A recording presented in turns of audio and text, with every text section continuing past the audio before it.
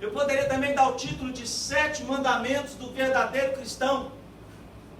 7 leis espirituais que Deus manda a gente praticar diariamente, todos os dias da nossa vida. Por quê, querido? Porque hoje nós estamos vendo uma geração que não quer Deus. Estamos vendo uma geração que as pessoas estão trocando Deus por muito menos que 30 moedinhas de prata, como foi o caso de Judas. Tem gente trocando Deus por um programa. Tem gente trocando Deus por uma amizade. Tem gente trocando Deus por um trabalho. Tem gente trocando Deus por pouquíssima coisa. E não sabe que trocar Deus por qualquer coisa é a pior coisa que se possa fazer nessa terra. Tem gente que está trocando Deus por um emprego, por um salário, por uma profissão. Tem gente que está trocando Deus por um casamento. Tem gente que troca Deus até mesmo por um olhar na internet. Mas eu quero falar para você nessa noite. 7 leis, 7 mandamentos, 7 exortações, ordenanças da palavra de Deus para a minha vida, para a sua vida. Então eu convido você a abrir a sua Bíblia de Filipenses, capítulo 3, versículo 3. Carta de Paulo aos Filipenses, capítulo 3, versículo 3. Vamos ler a partir do primeiro. Eu lembro aos amados irmãos, e essa carta, escute, conhecida pelas gerações, pelos discípulos de Jesus, como carta da alegria, foi escrita quando Paulo estava preso, acorrentado numa masmorra, sem ter o direito de poder sair e vir e pregar, estava preso. É conhecido como a carta da alegria. Então, dentro dessa prisão, Paulo recebeu do Espírito Santo algumas leis para dar para a igreja. Eu quero orar com você essa noite. Espírito Santo de Deus, essa palavra que é tão preciosa, tão poderosa, tão viva, tão eficaz, fala comigo, fala com meu irmão, fala com cada vida que ouvir e escutar essa palavra, e que essa palavra caia no coração bom, obediente, que possa ter frutos em abundância, e o diabo não venha roubá-la, e as perseguições por causa da palavra não venham sufocar essa palavra, nem os cuidados e as fascinações da riqueza venham sufocar essa palavra, mas ela venha cair no coração, Pai, que venha te amar verdadeiramente e dar bons frutos. Espírito Santo, nós nos colocamos inteiramente à tua disposição, às tuas mãos. Somos totalmente dependentes de ti. Que o homem se cale e que o teu Espírito possa falar, Pai, com cada um de nós, em nome de Jesus. Filipenses 3 em diante, diz assim a palavra de Deus: resta, irmãos meus, que vos alegreis no Senhor. Não me aborreço de escrever-vos as mesmas coisas. É segurança para vocês. Olha, que coisa linda. Não é que ele estava sendo repetitivo. Ele estava lembrando a igreja. Guardai-vos dos cães. E quando Paulo está falando, olha para mim por gentileza. Quando Paulo não está falando de cães, ele não está falando para você ter medo de pitbull, nem de Rottweiler. Ele está falando para você ter medo de obreiros fraudulentos, obreiros que falsificam a palavra de Deus, que estão nos 4 cantos da face da terra. Então ele fala assim: tenha cuidado dos cães, guardai-vos dos maus obreiros, guardai-vos da circuncisão, porque a circuncisão somos nós que servimos a Deus no Espírito e nos gloriamos em Jesus Cristo. Diga assim: e não confiamos na carne. Não confiamos na carne. Ainda que também eu podia confiar na carne, se algum outro cuida que pode confiar na carne, ainda mais eu. circuncidado ao 8º dia, da linhagem de Israel, da tribo de Benjamim, hebreus de hebreus, segundo a lei fui fariseu, segundo o zelo perseguidor da igreja, segundo a justiça que há na lei, irrepreensível. Mas o que para mim era ganho, era lucro, reputei-o por perda por causa de Cristo. E na verdade eu tenho por perda todas as coisas, pela excelência do conhecimento de Cristo Jesus, meu Senhor, pelo qual sofri a perda de todas estas coisas e as considero como esterco. Versículo 8, por favor, amigão. O pessoal acompanha com a gente. Para que possa ganhar a Cristo. Versículo 9. E seja achado nele, e não tendo a minha justiça que vem da lei, mas a que vem pela fé em Cristo, a saber, a justiça que vem de Deus pela fé, para conhecê-lo e a virtude da sua ressurreição e a comunicação das suas aflições, sendo feito conforme a sua morte, para ver se de alguma maneira eu possa chegar à ressurreição dos mortos. Não que já tenha alcançado, ou seja, perfeito, mas prossigo para alcançar aquilo para o que fui também preso por Cristo Jesus. Irmãos, quanto a mim não julgo que eu haja alcançado, mas uma coisa faço, e é que, esquecendo-me das coisas que para trás ficam, e avançando para as que estão diante de mim, prossigo, versículo 14, para o alvo pelo prêmio da soberana vocação de Deus em Cristo Jesus. Paulo, em uma carta, resume para a igreja o que se pode, o que se deve fazer. Paulo, ele mostra que ele era um perseguidor da igreja, que ele era um judeu, e ele odiava o cristianismo, os discípulos de Jesus. Ele encerrava eles na prisão, matava eles. O primeiro mártir da história da igreja, Paulo estava sendo conivente, jogar as vestes de Estevão aos pés de Paulo. Para você ver quem era Paulo. E aí Paulo, agora sendo perseguidor, passou a ser perseguido. E foi perseguido de uma maneira tal que passou a ser preso, maltratado, foi espancado, preso várias vezes, apedrejado, chicoteado, tomou varado. Tudo por causa de Jesus. Agora, nessa carta, ele descreve por que ele suportou isso tudo. Por que ele considerou a perda de todas as coisas? Para ganhar a sublimidade de Cristo na vida dele.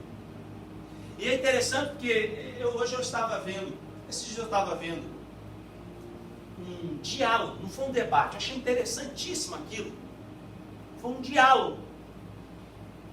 Colocou-se um judeu, um padre e um pastor. E eu fiquei assim, impressionado com a fineza, o respeito, a consideração que cada um tinha pelo outro ali. Ninguém ali foi mostrar que era melhor do que o outro, superior do que o outro. Ninguém ali foi humilhar, foi expor, eles foram bater um papo. Eu achei aquilo interessante porque você imaginou se coloca o Silas Malafaia naquela mesa? Ia sair fogo, né? Não ia terminar aquele bate-papo. Mas eu não vi tudo. Vi até a parte que eles falavam do inferno. E uma coisa me chamou a atenção.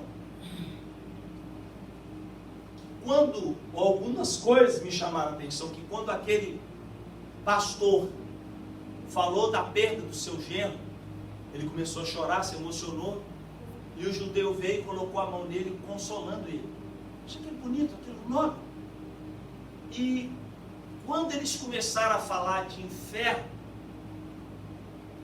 aí eu já não consegui escutar, porque eu sou de uma linhagem que o que você pensa é uma coisa, o que eu penso pode ser parecido, igual ou diferente, não tem problema. Vamos ficar com a palavra para a gente não errar o alvo. O que você pensa e o que eu penso não interessa. A palavra é o que importa. O judeu disse que o inferno não existe, que há uma área do judaísmo oculto, da cabala, cabalisticamente falando, que acredita que o inferno, ele deu o exemplo, é como você pegar uma roupa suja, você esfregar, você está esfregando ela, você está limpando ela, aí com uma máquina de lavar, ela vai sair limpa daquela máquina. Ele acredita numa purificação de pecados. O padre, por sua vez também, erroneamente, teologicamente, doutrinariamente, cristamente falando, citou a infeliz e mentirosa doutrina antibíblica e anticristo do purgatório. E até pensou, a gente pensa mais ou menos parecido, falando com o Rabino lá. Coisa essa que a Bíblia condena totalmente as Escrituras. Porque se o purgatório existisse, se fosse uma verdade, Jesus errou porque ele não disse nada de purgatório. Paulo também errou porque ele não falou nada de purgatório. João também errou porque ele não falou nada de purgatório. Os discípulos, nenhum deles, nenhum escrito dos pais da igreja falaram de purgatório, pelo contrário. Sempre reputaram essa teoria antibíblica. E aí o pastor citou a questão do inferno, citando que o inferno é uma escolha de cada um de nós. Se a gente não obedecer a Cristo, a gente vai para o inferno. E ele falou superficialmente, a vontade que deu de passar pelo vídeo, pegar uma cadeira, sentar naquela mesa e pregar para os três. Desculpa a minha sinceridade. Não estou sendo aqui soberbo nem arrogante, pelo contrário. Porque Jesus foi a pessoa que mais falou de inferno nessa terra. Jesus falou de inferno principalmente por dois motivos, eu quero citar eles. Primeiro, porque ele amava as pessoas. Segundo, porque ele não queria que as pessoas fossem lançadas no inferno eterno de fogo. Ele estava dando uma chance delas serem salvas. E se eu posso dizer um outro motivo, porque Jesus conhece o inferno, sabe o que é o inferno. Ele citou por 3 vezes a mesma palavra, aonde o fogo não apaga e o verme não morre. O que te faz tropeçar? O que te afasta de Deus? Ele disse, corta. É melhor você entrar no céu sem um olho, sem um pé, sem uma mão, entrar aleijado no céu, do que com todo o seu corpo você ser lançado no inferno, onde o fogo não apaga e o verme não morre. Então a transitoriedade do inferno, de uma expurgação de pecados, ela é uma mentira biblicamente, teologicamente, cristamente falando. A Bíblia diz que só existe 2 caminhos, o que sobe e o que desce. A Bíblia diz que o Lázaro, aquele homem rico que se vestia de púrpura e vinho finíssimo, erguendo os olhos para o céu, pediu a Lázaro para molhar o dedo na água. Sabe qual foi a resposta de Abraão? É impossível os que estão aí passarem para aqui, e os que estão aqui passarem para aí. Quer dizer que a doutrina do purgatório é antibíblica e anticristo, e vai levar milhões de católicos para o inferno. Milhões! Porque não obedece à verdade, obedece à criatura e à mentira, e não à verdade e ao Criador. Paulo vem dar alguns mandamentos para a igreja. E o primeiro que eu quero falar para você está no versículo 1, que diz assim: regozijai-vos no Senhor. Ele diz: regozijai-vos no Senhor. Alegrai-vos no Senhor. Agora, como é que eu quero que você pense comigo aqui agora? Como é que pode um homem preso, Ronan, um homem que está na masmorra, porque o único pecado que ele cometeu foi pregar a verdade, como é que pode um homem desse dizer assim: alegrai-vos no Senhor? Quando você está lá no parque, ou você está lá aonde você quiser, um lugar legal, bacana, e você está feliz, sua família está feliz, seu filho está feliz, Você está onde? Você está numa praia, num parque, qualquer lugar. Aí você está feliz. É fácil falar assim: ah, se alegre do Senhor. Alegrai-vos do Senhor. A alegria do Senhor é nossa força. Ah, se alegre dele. Mas o que me assusta nessa introdução desse versículo, ele diz dentro de uma cadeia. Eu não estou falando cadeia de América não, irmãos. Eu estou falando de cadeira sem nada de salubridade, de limpeza. Lugares onde rato passeava, barato, todos os animais que você puder pensar estavam caminhando naquele lugar. Ele ali dentro, Luciano, falava para você e para mim: se alegre no Senhor. Deixa eu dizer uma coisa para você aqui. A alegria do Senhor só tem quem conhece Jesus. Essa alegria você não compra ela. Oh, Deus está falando comigo e com você. Essa alegria não é passageira. Ela não depende da tua conta bancária estar no azul, de tudo está dando certo para você, de tudo está indo a mil maravilhas para você, com você e para você, com a sua família. Essa alegria, o homem mundano, o ímpio, perdido, não pode compreender, porque é loucura para ele. Esta alegria é andar com Jesus, não importa a estação da vida que você esteja, se esteja no teu inverno espiritualmente falando, você olha para fora, você não vê mais nada, você vê as folhas secas caindo ao chão, você vê as árvores secas, você vê a neve vindo, o frio vindo, anunciando a chegada da neve, e você vê tudo escuro, não há mais sol, não há o calor do sol, tudo está cinza. Paulo estava passando no inverno quando escreveu Filipenses. E ele é uma prova viva que você pode estar passando o inverno agora da sua vida, longe dos seus parentes, dos seus familiares, onde tudo é estranho, uma língua estranha, um povo estranho, cultura estranha, tudo diferente, tudo. Aí você olha para fora, um monte de gente que quer ganhar proveito seu, que quer passar você para trás, que quer te enganar. Você olha para fora, um monte de gente que não está nem aí para você, para sua casa, para sua família. Uma coisa para você, mesmo que você esteja passando esse inverno, a alegria do Senhor, ela é tua força. Ninguém pode tirar você do plano do Altíssimo. A Bíblia diz: regozijados sempre no Senhor, versículo 4. Outra vez vos digo, alegrai-vos sempre no Senhor, porque a igreja do Deus vivo, porque a alegria do mundo, ela é enganosa. A alegria do mundo é passageira. A alegria do mundo é circunstancial. E a alegria do mundo vai levar as pessoas para o abismo espiritual, ficando longe e distante de Deus. É como aquela história que eu já contei aqui um dia.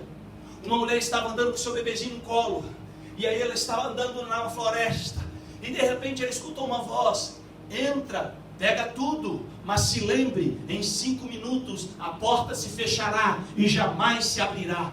E a mulher, assustada, foi olhando, meio ressabiada, e ela foi olhando, entrando dentro da caverna, e quando ela foi entrando dentro da caverna, ela se deparou com o brilho de milhões de diamantes, de pedras preciosas, de ouros, de canecas de ouro, de todas as barras de ouro, tamanho, tudo que você puder pensar de pedras preciosas. Quando ela entrou lá dentro, ela escutou a voz: pegue tudo e lembre-se, daqui a 5 minutos a porta se fechará e nunca mais se abrirá.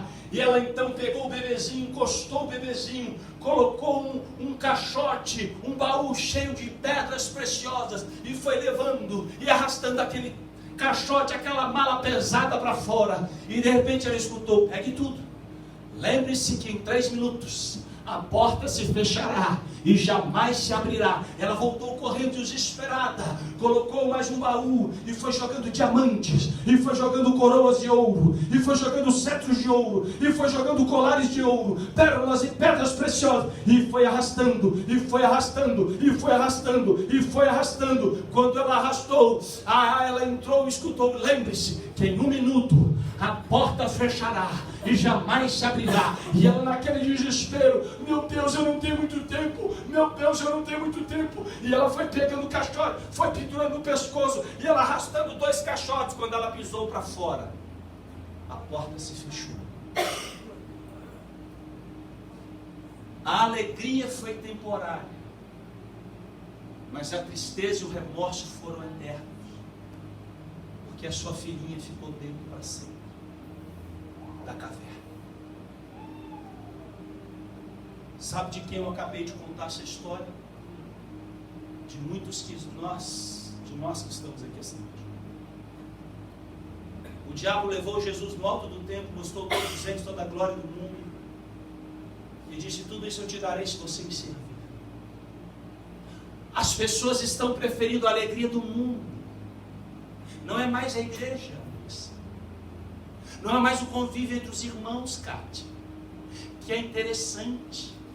É lá fora, é os programas seculares, é as coisas do mundo, não é o convívio com a igreja. A Bíblia diz: eu prefiro estar na porta da casa de Deus um dia do que 1000 anos nas tendas da impiedade.